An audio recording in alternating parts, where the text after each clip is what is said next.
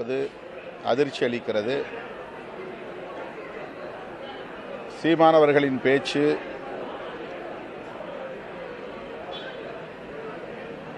நாகரிகத்தின் எல்லையை மீறியதாக இருக்கிறது, குதர்க்கவாதமாகவும் இருக்கிறது.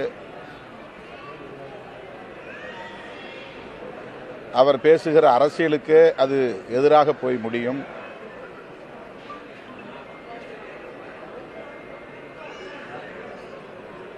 தேசிய அளவிலான மதவழி தேசியம், இந்திய அளவில் பேசப்படுகிற மதவழி தேசியம், பாரதிய ஜனதா உள்ளிட்ட சங் பரிவார்கள் பேசுகிற மதவழி தேசியம்தான் மொழிவழி தேசியத்தின் முதன்மையான எதிரியாக இருக்க முடியும், தமிழ் தேசியத்தின் உண்மையான எதிரியாக இருக்க முடியும்.